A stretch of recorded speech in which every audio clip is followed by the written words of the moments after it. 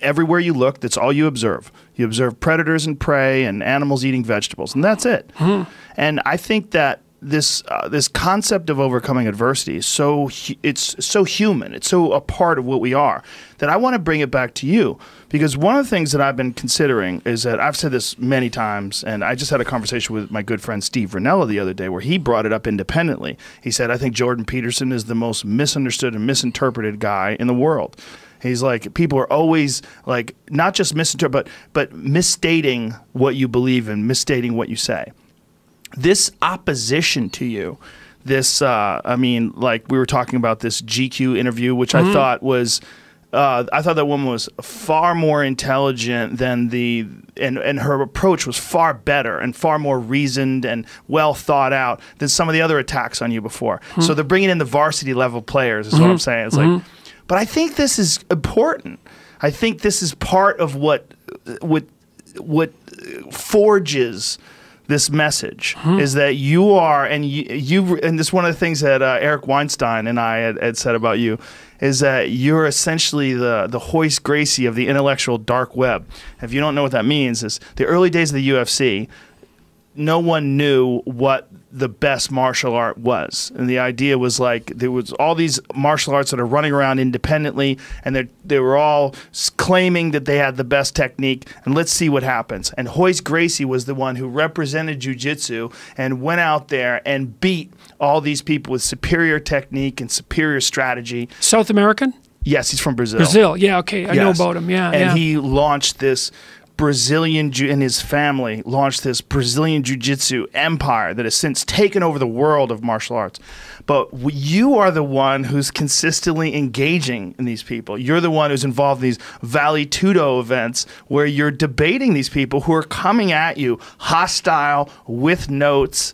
And I think as uncomfortable as those moments are, like, who was the woman that said, so what you're trying to say is... Yeah, Kathy Newman. Yeah, I think her approach... I think she misunderestimated you. I think she underestimated you. I think she misinterpreted who you are, and she thought that she could come at you with this straw man sort of article and argument, rather, and frame your positions in a very unflattering way. It just didn't work. No. It just was... It was like the early days of Hoist Gracie. Guys would come at him flailing, and he'd get them in an arm bar, and they'd tap out, and they'd go, fuck. That's kind of what happened with you. But now this woman who you had this conversation with in GQ, she was much more skilled. Yeah. She was better verbally. Yeah. Her arguments made more sense. Yeah. She seemed more reasonable, more well-read. Yeah. She was able to think on her feet quicker. But still, these are really important conversations. Well, it was a funny day because I went to the hotel room in Baltimore, you know, and I went out of my way to do it. And she was hostile to me the second I walked into the room. Really? Yes, and that really kind of put me off. How so? Well, she basically told me that we were going to have a war, you know, not so many words, but just there was a coldness to her and a distaste for me that was sort of radiating from her. So she was animus possessed from a Jungian perspective. That's the right way of thinking about it. One of the ways of thinking about that is that she had a chip on her shoulder in relationship to me. So she'd already formulated who I was in her imagination. Right. And it was also maybe a form of projection. So like I was the embodiment of all the things that she found distasteful. And that's who she was. So there was no willingness to consider on her part that I could be different than her preconceptions of me, right? And so she was hostile to me in the way that you would be if you were prejudiced against someone right from the beginning.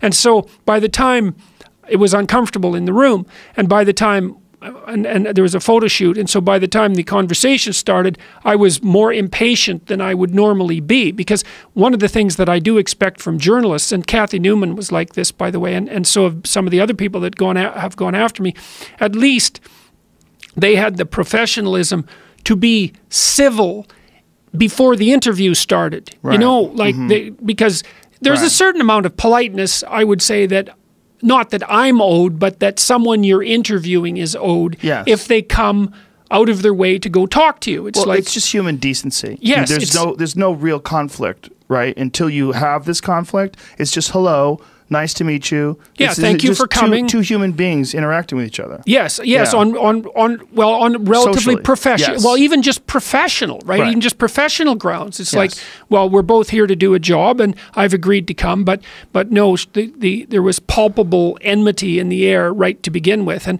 you know, when I actually thought at the end of that interview, I thought, geez, you know, maybe I've done enough interviews, because I found that I was more impatient than I would have liked to have been. Now, luckily, it doesn't seem to have gone overboard, because I've been watching the comments on that GQ interview, and I think it's got about 4.5 million views, some ridiculous number of views. And people have said that I was more impatient and a little harsher than usual, which I think is true. And I thought, God, you know, maybe I'm starting to run out of patience, which isn't good, right? Right. I don't want to run out of patience. Because then it will flavor the message that you're putting out there. Definitely. And people will take it in the wrong way, and they'll take it in with that bitterness. Yes, exactly. Well, Yeah. and you know, one of the things that I think is very important is that you don't become resentful.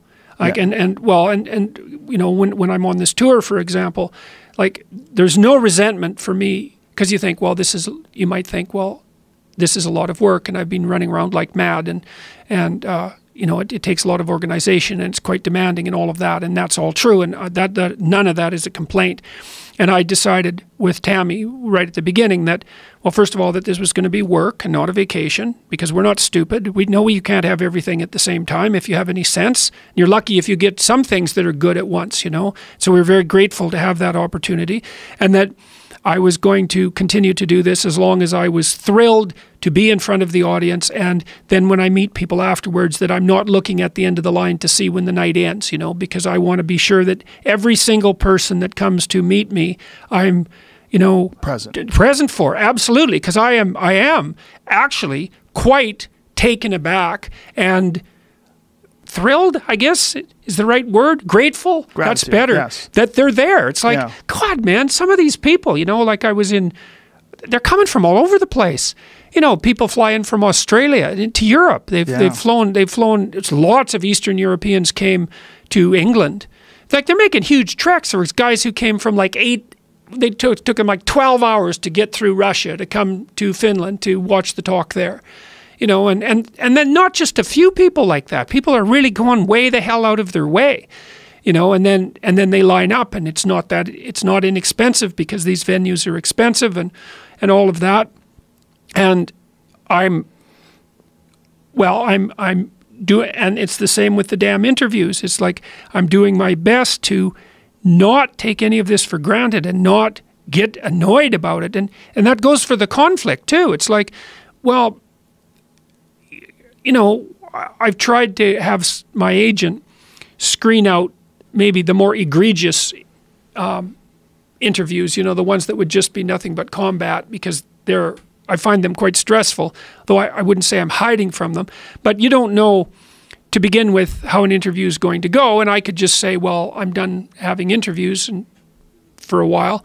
But I can't help but see that the conflict is a necessary part of this, even though I don't find it pleasant. Like, people think, they accuse me of being a provocateur, of enjoying the conflict, and it's actually not true at all. I don't enjoy it at all. It usually takes me about 3 days to recover from a particularly contentious interview, you know, because I find conflict, interpersonal conflict, quite stressful. Yes. You know, but I think everyone does. Yes. And to pretend you don't, you're either a sociopath or you're a liar. Yes, yes. Well, there are people who seem to enjoy that kind of intellectual combat, you know, that they and the political types are more like that, but But I think they still afterwards feel it, and if they read the comments and people are against them, it's just that unease. It carries. Well, you would think so. Yeah. I mean, I don't even know how people deal with it, because I mean, I'm being fortunate, because although, you know, I've had a fair bit of negative press coverage, the comments on YouTube in particular, which is where the bulk of them are, and I would say among the general public, have been overwhelmingly positive. I don't know what the hell it would be like to be in a world where that was reversed, where you know, the majority of people are against you. Well, I've seen it. I've seen it happen with guests that I've had on the show, where I've met them afterwards, and you see a physical effect on them. You see them beaten down, like, Jesus Christ, those comments are so mean. I'm like, you can't read those. You just can't read those. And you see how it's affecting them. Like, they can't sleep. They read it. Yeah. It fucks with them. They'll stay up for nights. You know, it's not good.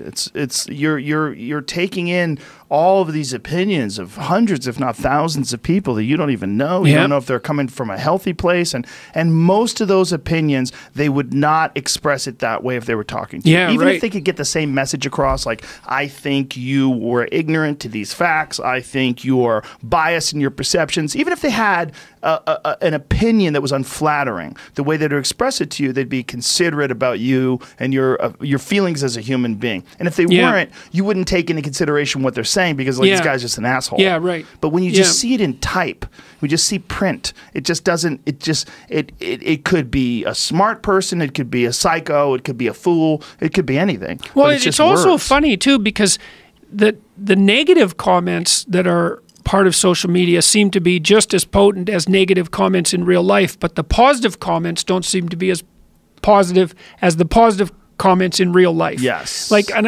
they don't seem as real. And I guess that's partly because we're wired, you know, to be more sensitive to threat and to negative emotion, because we can be hurt. Well, it's also healthy too to not stroke your ego too much. If you're just, like, concentrating only on the like there's something distasteful if you go to someone's page and they just retweet all the positive things that people say to them, because then it has this sort of reinforcing side. Like, people know that if I say something really positive to Jordan, he's going to retweet me. Like, there are some people that they engage in this sort of commerce. You know, like, you say something positive, they retweet you, and you know, it's a little too strokey, right? You know? People get really into that, stroking their own back. Yeah. Well, I guess, I guess the danger of that is that possibility of that ego inflation that you really want to avoid, because that's a bad idea. Oh, that's a very bad idea. Well,